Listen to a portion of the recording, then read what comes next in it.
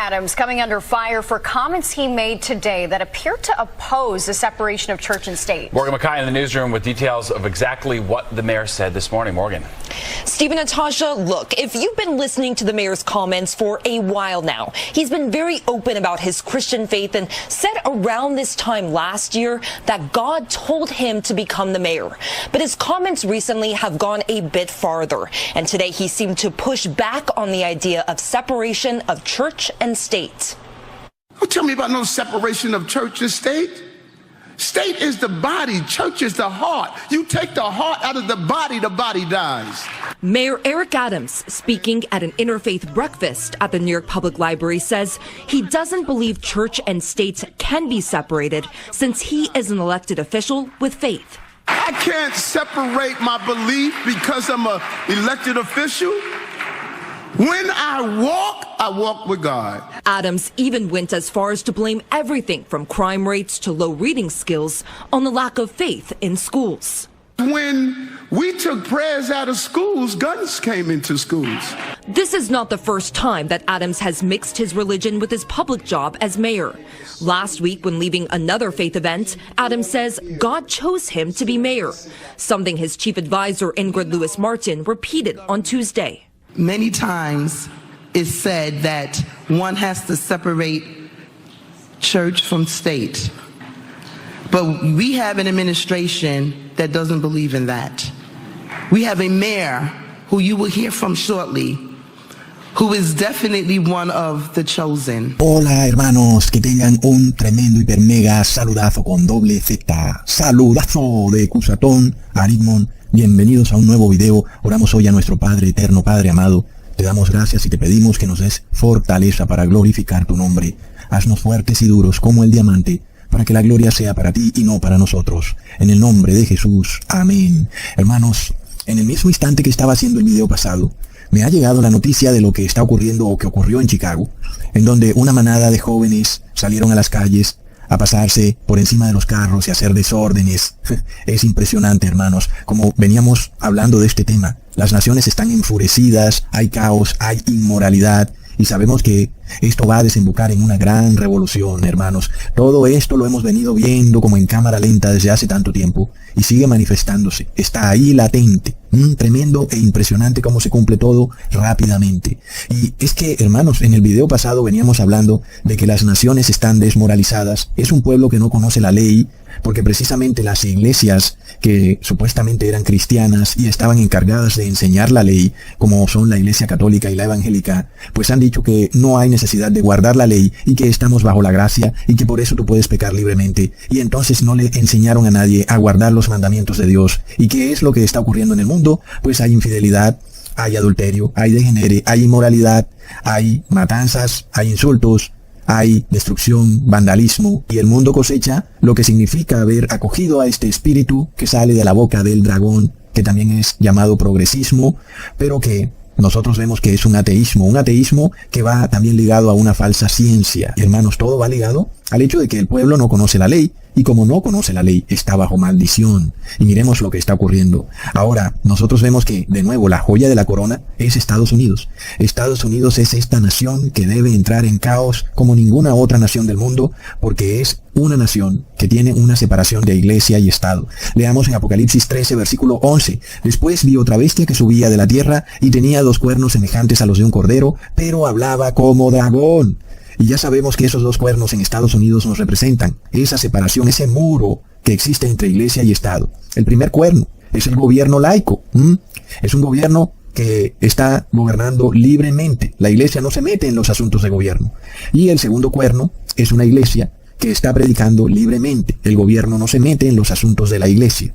Y por tanto, entonces hay una separación total entre iglesia y Estado. Pero, hermanos, ya vemos que la palabra nos dice que esos cuernos que son semejantes a un cordero, lo cual nos representa a Jesucristo como ese cordero de Dios, es decir, que esta forma de gobierno en donde hay una separación de iglesia y Estado es cristiana, porque el cordero representa a Jesucristo. Por eso Thomas Jefferson, cuando estaba fundando Estados Unidos, redactó una carta el 1 de enero de 1802, dirigida a una asociación bautista, una carta muy histórica, en donde Thomas Jefferson decía que la primera enmienda de la Constitución de Estados Unidos era un muro de separación entre iglesia y Estado. ¡Wow, hermanos! Es decir, ahí están los dos cuernos de ese cordero. Una nación con separación absoluta entre iglesia y Estado. Y esta es una de las frases más representativas de Thomas Jefferson. Sin embargo, si tú buscas eso en Google, hermanos, es de locos. Tú buscas Thomas Jefferson, separación de iglesia y Estado, y todas las páginas, bueno, en español primero es un poco difícil encontrarlo, y luego en inglés Google te va a mostrar de primero en los rankings páginas que critican esa separación de iglesia y Estado, y que dicen, todavía peor, que lo que quiso decir Thomas Jefferson no fue que la iglesia y el Estado debían estar separadas, a pesar de que él no lo pudo haber dicho más claro. Hay un muro de separación. Y todavía algunas de esas páginas que muestra Google dicen, no, pero él no quiso decir realmente que debían estar separadas. Es de locos, hermanos. Vivimos en un mundo con una realidad controlada, donde aún la persona que quiere aprender de esto no puede encontrar la verdad. Y yo me imagino a esos estudiantes buscando en Google y encontrando solo lo que Google quiere mostrar. Impresionante, hermanos. Entonces, esta forma de gobierno en donde hay este muro de separación de iglesia y Estado es lo que se conoce como república. Y recordemos esa broma de Barack Obama en una de esas cenas que él acostumbraba a hacer cuando dijo, damas y caballeros, buenas noches, estamos cerca al fin de la república. You all look late. The end of the republic has never looked better. The end of the republic has never looked better. Es decir, se acaba, ese muro se derrumba, ese muro de separación entre iglesia y Estado, y se establece una teocracia. Impresionante, hermanos. Ahora, lo más curioso de esto es que esta teocracia que se va a formar en Estados Unidos va a tener forma de república teocrática. Por eso en algunos videos pasados hablábamos de la república teocrática americana, porque Estados Unidos aparentará seguir teniendo esos dos cuernos, un gobierno laico y una iglesia, pero empezarán a pasar leyes religiosas. Y luego entonces es cuando empiezan a hablar como dragón. Sin embargo, ese hablar como dragón viene ya desde hace mucho tiempo. Ahí es donde esa república americana empezó a defender el ateísmo, la falsa ciencia. Nosotros lo vimos, por ejemplo, con la fantasía espacial y el gran engaño del hombre viajando a la luna, o de una sonda espacial viajando a Marte o al Sol, puras patrañas. Y luego, hermanos, sabemos que esos videos fantasiosos de naves viajando por el espacio ocurrieron en un estudio de Hollywood, y la gran mentira de la evolución, que el hombre no es creado con la mano de Dios, sino que evolucionó del mono. Nuestro padre es un mico. ¡Qué blasfemia! Es el dragón, hermanos. Es un cordero que tenía dos cuernos y ahora habla como dragón. En Estados Unidos se manifiesta un ateísmo terrible, mordaz, y empieza esta falsa ciencia a tergiversarlo todo. El ser humano es reducido a la condición de ser descendiente de un animal que es despojado de toda moral y que es reducido a un ser cuyo objetivo en la vida es solamente buscar placer. Y entonces el gobierno ateo, este gobierno que ahora habla como dragón, empieza a pasar leyes que pretenden permitirle a ese ser humano que encuentre no la felicidad, como lo decía la Constitución al inicio de Estados Unidos. Todo hombre tiene derecho a encontrar la felicidad. Ahora, con esta nueva teocracia del becerro, que es un dragón, entonces el gobierno de Estados Unidos declara, todo hombre tiene derecho a buscar el placer, aun si lo encuentra con otro hombre. Plop.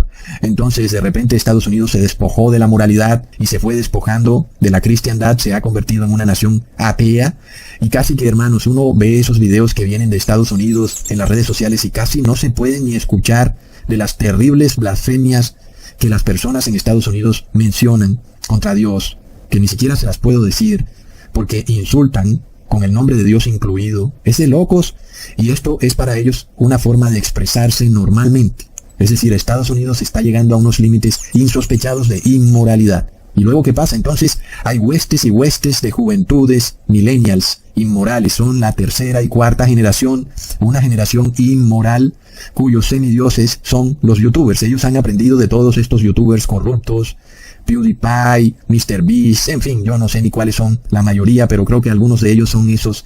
Y entonces estas juventudes salen a destruirlo todo, a causar un caos. Y aunque algo de esto puede ser orquestado por la masonería eclesiástica, porque nosotros sabemos cómo es todo lo que se nos muestra en las noticias, a la final, en parte, no podrían lograr algo si esas juventudes no estuvieran desmoralizadas, venden su conciencia por cualquier cosa, y entonces van y hacen esto, aunque sea algo fingido, igual lo están haciendo y entonces se hace parte de la realidad. Y de nuevo vamos a Francia, una nación que también está por repetir su historia, la historia de la Revolución Francesa, y estamos viendo las terribles protestas y luego que se deja para Sudamérica, hermanos. Entonces nosotros leemos en Apocalipsis 11 versículo 18 al 19, y se airaron las naciones. Es decir, las naciones, las personas están con rabia, están enfurecidas en contra de esto y aquello. Unos en contra de los gobernantes, otros en contra de los del otro bando político, en fin. Entonces luego eso nos muestra que está por venir la ira de Dios. Y tu ira ha venido. Cuando vemos estas juventudes haciendo destrozos en las calles, inclusive ya a nivel global, entonces la ira de Dios está por venir. Un pueblo desmoralizado y un pueblo que luego de repente forma una teocracia moralmente inmoral, que siguió luego en el monte Sinaí. ¿Qué fue lo que Dios le dijo a Moisés? Apártate que voy a destruir este pueblo. Es decir, se desató la ira de Dios, hermanos. Y por tanto, ¿qué dice? Y el tiempo de juzgar a los muertos, y de dar el galardón a tus siervos los profetas, a los santos, y a los que temen tu nombre, a los pequeños y a los grandes, y de destruir a los que destruyen la tierra. Y seguimos. Y el templo de Dios fue abierto en el cielo, y el arca de su pacto se veía en el templo, y hubo relámpagos, voces, truenos, estremecimiento y grande granizo. ¡Wow, hermanos! Y qué rápido se va cumpliendo esto. Luego, al mismo tiempo que hacía el video pasado, salió también la noticia de que el FMI lanzó su moneda digital, por decir que fue del FMI, pero sabemos que no es del FMI, sabemos que viene del Vaticano, la nueva moneda universal, Unicoin, porque sabemos que universal significa católica, y también eso de universal tiene que ver mucho con la fraternidad universal de la masonería. Recordemos entonces al presidente López Obrador diciendo viva la fraternidad universal, la cual es solo posible con la moneda universal. Hermanos, es de locos. Entonces, ahora tenemos una moneda global. Vemos, hermanos, es una cosa impresionante.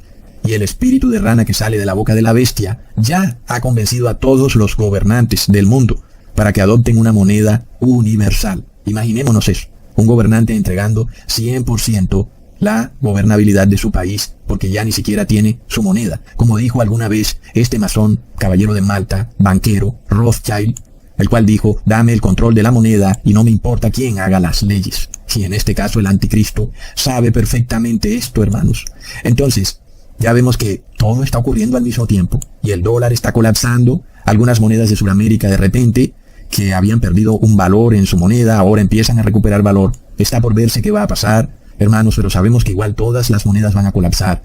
Y es algo que profetizó el apóstol Juan en el Apocalipsis, y nosotros vemos que era algo imposible de lograr. ¿Cómo era eso que tú no ibas a poder comprar ni vender en ningún lugar del mundo, en ninguna parte, salvo si tenías el número, el nombre o la marca de la bestia? Y luego ahora entendemos, hermanos, que sí lo podían hacer, y hay una moneda universal, virtual, que empieza a ser lanzada por el Vaticano. Y luego estas juventudes están enfurecidas. Miremos esto en Estados Unidos, y eso que no ha entrado ese país en recesión. Imaginémonos cómo será eso, cuando en Estados Unidos haya una fuerte recesión, y ya no haya empleo, pero tampoco habrán cheques del gobierno, ni ayudas del bienestar social, y no hay comida en los supermercados porque hay escasez. ¿Qué es lo que viene, hermanos? Y por supuesto ahí es cuando esta moneda, que sirve para controlar a estas huestes de millennials desmoralizados, van a ser aclamadas por el mundo entero. Es que dirán, no hay otra forma más. Queremos paz y seguridad, y por favor, que esta moneda global, universal, sea desplegada en el mundo y que cada persona se atenga, porque si no, que lo expulsen del sistema financiero. Y ya sabemos quiénes serán a los que van a expulsar, hermanos. Tremendo. Miremos cómo empieza Estados Unidos a cambiar de una nación cristiana con dos cuernos, con la iglesia predicando libremente y con el Estado gobernando libremente, a convertirse en una nación atea, desmoralizada, que habla como dragón. Y recordemos, hermanos, como para no hacer la historia muy larga, en los años 1960, Estados Unidos aprueba a través de la FDA la pastilla abortiva anticonceptiva.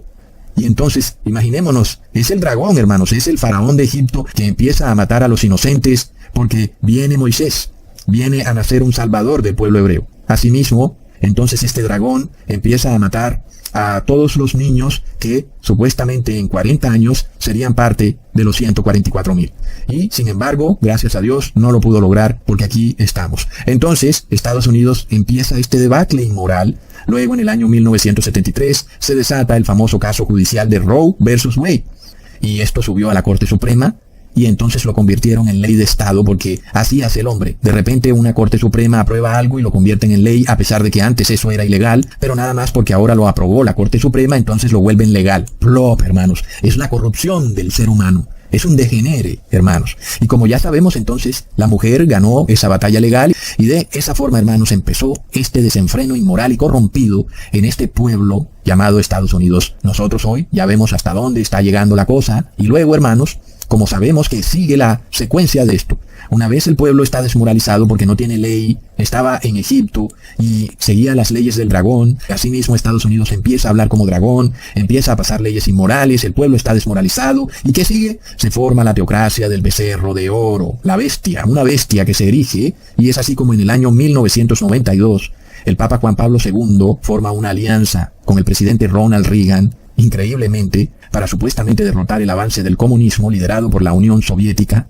Y no olvidemos entonces que el comunismo nos representa el ateísmo.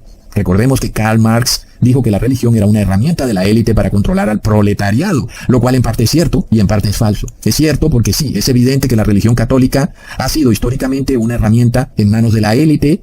Los grandes cardenales, los pomposos obispos son de estas familias multimillonarias, ¿no? No creas tú que un pobretón de un barrio de las favelas de Río de Janeiro va a ser cardenal. No, son siempre los cardenales de las familias élite de las naciones y todavía obviamente mucho peor el Papa. Y los de muy abajo, los monjes o los curas, esos son los pobres. Claro que el catolicismo ha sido una herramienta en las manos de la élite, así como hoy en día lo es también la religión evangélica, y de repente estos pastores usan la religión para lograr cargos en la política y controlar al pueblo. Entonces en parte Karl Marx tenía algo de razón, pero él no sabía que hay una religión verdadera, y por eso de alguna manera también el comunismo se ve como un ateísmo, porque en parte el comunismo persiguió a las religiones cuando estaba en su apogeo en la Unión Soviética. Así que qué paradoja que Estados Unidos, que habla como dragón, miremos cómo es engañoso el demonio. Estados Unidos, que empieza a hablar como dragón, pretende perseguir a la Unión Soviética porque es ateísta, cuando Estados Unidos había ya caído en el ateísmo y la inmoralidad. Qué paradoja. Finalmente entonces se establece este gobierno de la bestia en Estados Unidos. El Papa Juan Pablo II logra un poder al poder entrar en alianza con el presidente Ronald Reagan, y entonces puede hacer cosas en la política de Estados Unidos que antes no podía hacer, y se empieza a establecer en Estados Unidos la teocracia del becerro, en donde por un lado se pretende acabar con el comunismo ateo, pero por otro lado sigue ese espíritu del dragón aún, porque por supuesto la bestia también es inmoral. Y entonces vimos al presidente Barack Obama decretar en junio del 2015 la legalización del matrimonio homosexual. Y finalmente viene el falso profeta, porque siempre van los tres de la mano, el dragón, la bestia y el falso profeta, y el falso profeta trae a Donald Trump como un instrumento de Dios para devolverle la moralidad a Estados Unidos. Pero vimos también cómo Donald Trump mostró ese espíritu de dragón cuando también defendió los derechos de la comunidad LGTBQI+, HJP, plop. Entonces, hermanos, miremos el tremendo engaño en el que está el mundo. Es algo de locos, el demonio es muy engañoso, pero nosotros vemos que Jesús nos deja unas lecciones tremendas para poder reconocer a estos falsos espíritus a manera de ranas, en especial ese espíritu del falso profeta, hermanos. Leamos en Mateo capítulo 24, versículo 26 al 27. Así que si os dijeren, mirad, está en el desierto, no salgáis, o mirad, está en los aposentos, no lo creáis, porque como el relámpago que sale del oriente y se muestra hasta el occidente, así será también la venida del Hijo del Hombre.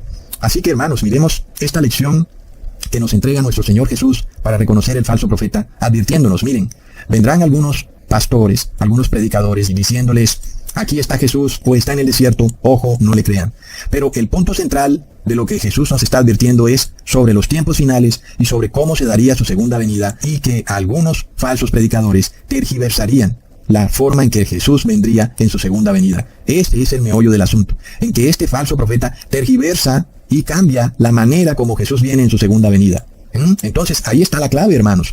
Y no olvidemos que es la iglesia evangélica la que dice que Jesús reinará en esta tierra por 1000 años, en un reinado milenial. Jesús, según ellos, reinará desde la Jerusalén física. Miremos este gran engaño, porque Jesús nos está advirtiendo, ojo, ojo con esta prédica cuando les digan, aquí está Jesús o está allá. Y esto es clave, porque luego también el pastor evangélico dirá, tú, Ecusatón, estás engañando, porque en la palabra de Dios dice que Jesús reinará a las naciones con vara de hierro. Y entonces ellos dan a entender como si Jesús va a reinar aquí en la tierra durante 1000 años con vara de hierro. Pero miremos que están tergiversando las palabras de Jesús. Porque es cierto, Jesús va a juzgar a las naciones con vara de hierro, ¿ok? Eso es cierto, pero sacan fuera de contexto los versículos. Y este juzgamiento de Jesús con vara de hierro a las naciones es que finalmente Jesús va a acabar su labor de intercesión y van a caer las 7 últimas plagas de la ira de Dios y este mundo va a llegar a su fin. Eso es lo que realmente significa. Es decir, que esta tierra, cuando llega el tercer milenio, llega a su fin y este gobierno de Jesús en ese milenio que sigue ocurrirá en el cielo. Y esto está claro porque Jesús nos lo ratifica en el mismo capítulo. Leamos en el versículo 35. El cielo y la tierra pasarán, pero mis palabras no pasarán. Hermanos, este cielo y esta tierra en el que vivimos hoy en día van a pasar, ¿ok? Entonces, cuando escuchamos de parte de la iglesia evangélica esta prédica, de que Jesús va a reinar aquí en la tierra, en un milenio de paz y seguridad, nosotros estamos viendo que están diciendo exactamente aquello que Jesús advirtió, que Jesús estará en las recámaras o en el desierto, aquí en esta tierra, y esto es una prédica falsa, ¿ok? Es decir, que esta prédica, en donde se nos enseña que Jesús estará entre nosotros, aquí en la tierra, hace parte de ese engaño del cual Jesús está advirtiendo, y es una prédica falsa. Y la iglesia evangélica es esa iglesia que constantemente está predicando que Jesús va a venir a pisar esta tierra y va a entronarse como rey durante 1000 años y gobernará así en un tercer milenio. Y hermanos, el hecho es que Jesús nos está diciendo claramente que esta tierra va a pasar y que Él en su segunda venida no va a tocar esta tierra. Nos lo está diciendo. Es decir, hermanos, que esta prédica en donde Jesús estará aquí en la tierra no aplica por ningún lado y en ningún momento de la historia, ni en el futuro, ni en el presente, y por supuesto menos en el pasado. ¿Por qué? Porque cuando estemos en la nueva tierra, en la tierra renovada, no tendremos por qué predicar algo como eso, porque todos sabremos dónde está Jesús. Ya no será algo que esperemos, porque Jesús ahora sí habitará entre nosotros. Pero eso ocurrirá cuando descendamos con Jesús de la Jerusalén celestial. Así que no hay por qué dar esa prédica, está muy claro. Por lo cual, Jesús también nos advirtió en Juan capítulo 14, versículo 2, en la casa de mi Padre muchas moradas hay. Si así no fuera, yo os lo hubiera dicho. Voy pues a preparar lugar para vosotros. Y uno se pregunta, si Jesús va a reinar por 1000 años en esta tierra, ¿para qué preparar una morada para cada uno de los santos de Dios en la Jerusalén celestial? Si a la final nunca vamos a ir a la Jerusalén celestial, porque vamos a estar viviendo aquí en la tierra por un milenio más con Jesucristo. Eso no tiene ningún sentido según las palabras de Jesucristo. Nosotros vemos que el orden de las cosas no concuerda, y este es el meollo del asunto. La iglesia evangélica es la que ha tomado la segunda venida de Jesús y la ha tergiversado totalmente. Primero diciendo que los santos de Dios serán raptados, y luego que Jesús vendrá de nuevo, otra vez, en una especie de tercera venida, en donde vendrá a reinar aquí en la tierra. Entonces los pastores evangélicos literalmente te están predicando eso mismo que Jesús advirtió que no debía nadie predicar, que Jesús estaría aquí, en alguna casa, o que estaría en el desierto, o en alguna parte. No es posible que eso ocurra. En esta tierra Jesús nunca va a estar. Jesús solo estará en una nueva tierra y en un nuevo cielo. Y no podemos decir que es la misma tierra, porque será una tierra totalmente distinta a esta, una tierra renovada, en la que ahí sí Jesús estará entre nosotros. Por lo cual vemos que es la iglesia evangélica la que cae precisamente en un error del cual advirtió Jesús. Y es por esto que vemos a estos pastores evangélicos poseídos por el espíritu del falso profeta. Porque Jesús lo advirtió claramente, hermanos. Ojo con tergiversar cómo se dará mi segunda venida. Y si alguien tergiversa la forma en que se da mi segunda venida, es porque es un falso profeta. Pero precisamente eso es lo que ha ocurrido. Está ante nuestros propios ojos. Y solo hay una iglesia que claramente tergiversa la segunda venida de Jesús. Y no podemos decir que es la iglesia católica, porque la que más lo hace, aunque alguien dirá que esto se debe a la infiltración de sacerdotes jesuitas en la iglesia evangélica, pero a la final, la que más tergiversa la segunda venida de Jesús es la iglesia evangélica, y por tanto, encaja perfectamente esta iglesia en el rompecabezas del falso profeta. Son ellos los que están engañando a las personas con una falsa venida de Jesús y con un falso reinado milenial de Jesús en esta tierra. Miremos entonces, hermanos, que Jesús no va a poner sus pies en esta tierra en su segunda venida. Leamos en Mateo capítulo 24, versículo 30. Entonces aparecerá la señal del Hijo del Hombre en el cielo, y entonces se lamentarán todas las tribus de la tierra, y verán al Hijo del Hombre viniendo sobre las nubes del cielo, con poder y gran gloria. Miremos que Jesús nos dice que todas las personas verán a Jesús, aún aquellos que lo mataron y lo traspasaron. Pero, ojo, Jesús va a estar en las nubes. Jesús no va a pisar esta tierra. No estará aquí. Las personas lo verán recorrer los cielos de oriente a occidente claramente, con sus propios ojos, pero Jesús no va a tocar esta tierra. Leamos en el mismo capítulo en el versículo 27, porque como el relámpago que sale del oriente y se muestra hasta el occidente, así será también la venida del Hijo del Hombre. Vemos que Jesús no nos habla de un relámpago que sale del cielo y cae en la tierra, Como él nos dijo que él vio a Satanás caer como un rayo. No es así como viene la segunda venida. Jesús no viene cayendo del cielo a la tierra. No. En este caso, Jesús viene del oriente hacia el occidente, atravesando los cielos, como un relámpago atraviesa los cielos de extremo a extremo, pero que no baja a la tierra. No sé si los han visto. Con imágenes relacionadas con el tiempo en Estados Unidos, con este video que ya se ha vuelto viral, donde se ve un rayo en forma horizontal en medio de una tormenta eléctrica en Tampa. Estamos más acostumbrados nosotros a ver rayos que se producen de forma vertical, de nube a la tierra, pero conversando ahora con Iván Torres me decía que no es un fenómeno tan poco común. Después ahí lo mismo, sí, no, mientras no esté acá. Oiga, mire, uno ve estos videos y dice, pero mira qué cosa más rara. No, esto siempre ocurre. Lo voy a retar cuando sí, ahí después les va a poder dar no me venga con que esto es normal, señor. No se habla nada mientras la persona no está. Ahora los rayos están saliendo con chanfles, se acabó. Así está el no, porque sabes calentamiento. que en una de esas puede ser, bueno, o sea, yo con cero conocimiento, pero porque Tampa es súper plano. No hay bien, nada, no me hay ni un diga que cerrito. Cortémosla. Pero sí, No lo habíamos visto grabado. Mira, falta que se ponga a llover al revés y voy a decir, no, se me ha pasado. lo que Porque sí ya es llamativa. no lo veíamos. Antes no se grababa. Sí, él decía que es un fenómeno común, pero lo que sí llama la atención es la extensión que recorre este rayo. Se llaman rayos de nube a nube. Él decía que son bastante frecuentes, sobre todo en el trópico, que es donde hay más tormentas, pero lo que es menos frecuente son, y que pasa, rayos de la tierra a la nube. Y así será la segunda venida de nuestro Señor Jesús. Y eso concuerda con lo que nos dice el apóstol Pablo. Por supuesto que esos santos que tendrán un cuerpo incorruptible serán llevados al cielo, a una nueva sociedad donde ya no hay sufrimiento alguno, donde todos los seres tienen un cuerpo incorruptible. Mientras que los otros seres que no se arrepintieron quedarán con su cuerpo corrompido y se morirán para siempre. No volverán a vivir, sino hasta que pasen 1000 años, en donde serán arrojados a un lago de fuego y azufre. Es como ocurre. Entonces vemos que este gobernar de Jesús con vara de hierro a las naciones es eso. Es ese juicio final a la tierra, en donde unos finalmente recibirán una gran recompensa. Su cuerpo será transformado a un cuerpo glorioso, incorruptible, que no se enferma y que vive eternamente, que ya no muere, mientras que el resto de naciones corruptas, que son inmorales y que no quisieron guardar la ley de Dios, quedarán con su cuerpo corrompido, enfermo, lleno de cánceres, grafeno, tumores, formaldehído, etc. Para no decir algo que elimine este video por parte de YouTube. Luego leamos en Primera de Tesalonicenses capítulo 4 versículo 15 al 18. Por lo cual os decimos esto en palabra del Señor, que nosotros que vivimos, que habremos quedado hasta la venida del Señor, no pereceremos a los que durmieron. El apóstol Pablo nos dice aquí claramente que primero, antes de que el pueblo de Dios sea arrebatado hacia los cielos, primero deben resucitar aquellas personas que murieron en santidad. ¿Ok? Entonces, luego de eso, ahí sí vendrá un arrebatamiento. Pero ese arrebatamiento, tal y como él dice, será hasta la segunda venida del Señor. Es decir, justo cuando Jesús venga en los cielos, en las nubes, primero resucitan aquellos que murieron en santidad y luego los que sean santos y estén vivos serán arrebatados junto con esos que resucitaron y se irán con el Señor para los cielos. Y luego dice en el versículo 16, porque el Señor mismo con voz de mando, con voz de arcángel y con trompeta de Dios, descenderá del cielo, y los muertos en Cristo resucitarán primero. Ahí está el orden, claro. La iglesia evangélica se vuela a este orden, y simplemente continuamente predica que los que estén vivos van a ser arrebatados al cielo primero. Y no es lo que dice la palabra de Dios. Primero deben resucitar los que murieron en santidad, y luego junto con ellos serán arrebatados los que estén vivos y sean santos, como luego leemos en el versículo 17. Luego nosotros los que vivimos, los que hayamos quedado, seremos arrebatados juntamente con ellos en las nubes, para recibir al Señor donde, en el aire, allá arriba en las nubes, se reunirán con el Señor. Por lo tanto, alentaos los unos a los otros con estas palabras. Finalmente, hermanos, Jesús no toca esta tierra en su segunda venida,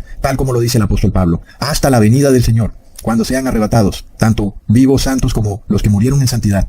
Jesús no vendrá aquí a la tierra, porque Jesús esta tierra no la va a tocar, porque es una tierra que es inmunda, ha sido contaminada totalmente por el pecado. Por eso vemos que esta iglesia evangélica tergiversa totalmente la segunda venida de Jesús. Algunos pastores inclusive van más lejos, al decir que este arrebatamiento que dice el apóstol Pablo no ocurre en la venida del Señor, sino que primero Jesús viene a arrebatar a su iglesia y que luego nuevamente viene, ahora sí, a reinar en la tierra, en ese tercer reino milenial. Entonces, sí es la iglesia evangélica la que tergiversa y pervierte la segunda venida de nuestro Señor Jesús. Pero además el Señor Jesús nos da otro segundo punto para reconocer al falso profeta. Leamos en Mateo versículo 15 15 al 20. Guardaos de los falsos profetas que vienen a vosotros con vestidos de ovejas, pero por dentro son lobos rapaces. Por sus frutos los conoceréis. ¿Acaso se recogen uvas de los espinos o higos de los abrojos? Así, todo buen árbol da buenos frutos, pero el árbol malo da frutos malos. No puede el buen árbol dar malos frutos, ni el árbol malo dar buenos frutos. Todo árbol que no da buen fruto es cortado y echado en el fuego. Así que por sus frutos los conoceréis. 2 veces lo repite nuestro Señor Jesús. Una advertencia clara. Ojo con los falsos profetas. Y Él procede a darnos la manera que nosotros podemos tener para desenmascarar a estos falsos profetas. Y nos dice que por sus frutos los conoceremos. Ahora, ¿cuáles son esos frutos a los que se refiere Jesús? ¿Será que son milagros, donaciones a niños enfermos de cáncer, sanaciones o exorcismos? ¿O tal vez son buenas obras en estas nuevas alianzas con el gobierno? No, esos no son los frutos a los que se refiere Jesús. De hecho, Jesús de inmediato lo aclara en el mismo capítulo, en el versículo 22 al 23. Muchos me dirán en aquel día: Señor, Señor, no profetizamos en tu nombre, y en tu nombre echamos fuera demonios, y en tu nombre hicimos muchos milagros. Entonces les declararé: nunca os conocí, apartaos de mí, hacedores de maldad. Así que ya vemos, ni las obras de beneficencia, ni los milagros, ni las sanaciones hacen parte de esos frutos de los que habla el Señor Jesús, porque si así fuera, Jesús no tendría por qué decirle a esos falsos profetas: apártense de mí, hacedores de maldad. Entonces es claro qué es lo que pasa con estos falsos profetas. El problema es que no quieren arrepentirse y siguen haciendo maldad. Por eso Jesús nos revela cuáles son los verdaderos frutos que Él busca en Mateo capítulo 3, versículo 8. Haced pues frutos dignos de arrepentimiento, ¿ok? De eso se trata todo. Pero las personas en estos últimos tiempos no quieren arrepentirse, ni siquiera los cristianos, y dicen que pueden violar la ley porque están bajo la gracia. Es muy grave lo que pasa en el cristianismo, y por eso estos pastores son falsos profetas, porque enseñan un cristianismo falso en donde no hay necesidad de arrepentirse, y enseñan en sus prédicas que Jesús igual te va a raptar, aun y cuando no te hayas arrepentido, nada más porque vas a la iglesia a bailar y a brincar. Es de locos. Y esto precisamente es lo que ha desatado en la sociedad una tremenda inmoralidad. Precisamente este ha sido el problema. Tanto la iglesia católica como la iglesia evangélica son 100% culpables de la inmoralidad que se vive hoy en día, porque se supone que ellas habían tenido que haber enseñado a las personas la ley, pero nunca enseñaron la ley, y por eso el pueblo está desmoralizado. Y lo que no pueden hacer en los púlpitos, porque enseñan mentiras, ahora pretenden hacerlo a través del Estado, imponiendo una falsa religión a través de la fuerza de los gobiernos, estableciendo una terrible teocracia. Es lo que viene. Pero no solo eso, sino que la iglesia evangélica también ha perpetuado los dogmas católicos, como por ejemplo que una persona sigue viva aún después de muerta, que su alma se va al cielo, su espíritu. Y entonces, según estos pastores evangélicos, cuando Jesús resucite a los muertos, tendrá que decirle allá a las personas en el cielo: mira, necesito que te bajes y que te metas de nuevo en ese cuerpo en el cual estabas antes en la tierra, porque te voy a resucitar a pesar de que estás vivo aquí conmigo en el cielo.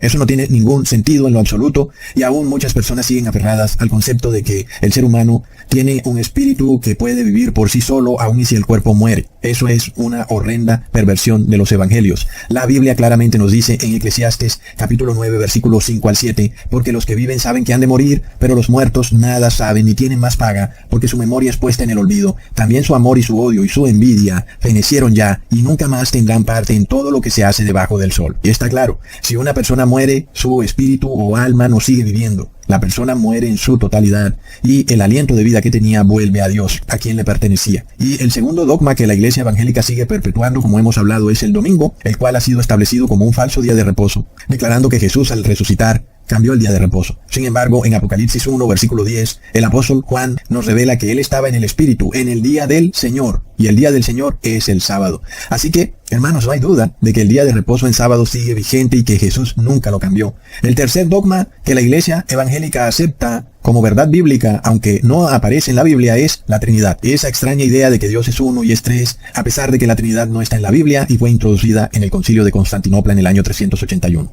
Y finalmente, el cuarto concepto es que la iglesia evangélica declara que Jesús va a gobernar 1000 años en esta tierra cuando empiece el tercer milenio, lo cual ya hemos probado que es precisamente la mentira de la cual advirtió Jesús que estaría diciendo el falso profeta. Y el quinto punto es que la iglesia evangélica viola la ley de Dios descaradamente al decir que ellos están bajo la gracia y que por eso pueden violar los mandamientos de Dios, imitando perfectamente a la iglesia católica, la cual descaradamente eliminó el segundo mandamiento y cambió el cuarto mandamiento para poder violar los mandamientos de Dios libremente. Y el sexto punto es que la iglesia evangélica acepta la fantasía espacial que salió de la boca del dragón, declarando que Dios nunca creó la Tierra en 7 días literales, sino que según ellos eso fue simbólico, que realmente no fueron 7 días, sino que fueron billones de años, y de esa forma justifican la gran mentira de la evolución, y que por tanto es cierto que el ser humano lleva miles de millones de años evolucionando, lo cual es una gran mentira. Asimismo, la Iglesia Evangélica perpetúa y reconoce el modelo heliocéntrico, fantasioso de la NASA, cuando en la Biblia está muy claro un modelo geocéntrico en donde el Sol es el que está en movimiento y la Tierra es inamovible, ¿ok?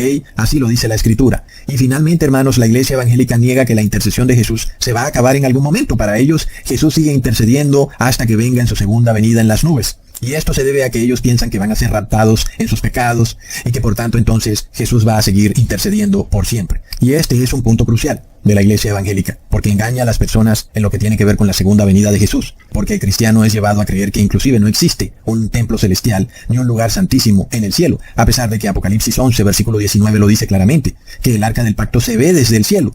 Y por tanto sabemos que el arca del pacto está en el lugar santísimo, así que es real, hay un templo celestial en el cielo. Pero la Iglesia Evangélica no enseña eso. Para ellos el único templo es la iglesia donde el pastor la transforma en una discoteca de cuando en cuando. Y por esto vemos que estas personas no tienen conciencia de la situación en la que se encuentran. Y cuando pecan, realmente no se dan cuenta que están ofendiendo a Dios gravemente y no tienen ese fervor en su corazón por tratar de ser santos, por tratar de arrepentirse, por tratar de dar frutos dignos de arrepentimiento. Y eso es lo que debería hacer cualquier persona que se llame cristiana. Como dice en 1 de Juan capítulo 2 versículo 7, y el mundo pasa y sus deseos, pero el que hace la voluntad de Dios permanece para siempre. Entonces, es claro, este mundo va a pasar, no va a continuar eternamente, sino que va a ser destruido. Los cielos y la tierra, y serán pasados por fuego para renovar tanto cielos como tierra. Porque a la final estamos viendo que los cielos de este mundo están siendo rociados con químicos y con venenos. Y por eso Dios tiene que restaurarlo todo. Y por esto Jesús no puede establecer un tercer reino milenial aquí en la tierra. Pero este es el problema del falso profeta. Y por esto es que empieza a pasar leyes religiosas en todos los países. Porque ellos pretenden preparar a las naciones para ese reinado milenial de Jesús. Pero el que se manifestará va a ser el Maitreya. Por eso nosotros estamos viendo en Colombia que se ha pasado una ley religiosa, entre comillas, que se llama cero cachos. Es decir, es una ley que busca de alguna manera empezar a penalizar el adulterio. Una ley donde las personas empiezan a ser castigadas por su infidelidad. Y esta es la teocracia que se va formando poco a poco. Hermanos, a nosotros no nos queda más que entender el por qué Dios nos ha llamado a este conocimiento, y es para que demos frutos dignos de arrepentimiento. Leamos en 2 de Pedro capítulo 1 versículo 3 al 4. Como todas las cosas que pertenecen a la vida y a la piedad nos han sido dadas por su divino poder, mediante el conocimiento de aquel que nos llamó por su gloria y excelencia, por medio de las cuales nos ha dado preciosas y grandísimas promesas, para que por ellas llegaseis a ser participantes de la naturaleza divina, habiendo huido de la corrupción que hay en el mundo a causa de la concupiscencia. Miremos, hermanos, si el Padre y el Hijo nos han revelado estas verdades, no ha sido para despojarnos de la salvación, sino para salvarnos, hermanos. No sería para nada lógico que aquellos que viven en una mentira sean los que se salven y nosotros que conocemos la verdad seamos los que nos perdamos. Sin embargo, también esto viene con un reto para nosotros, como lo hemos hablado.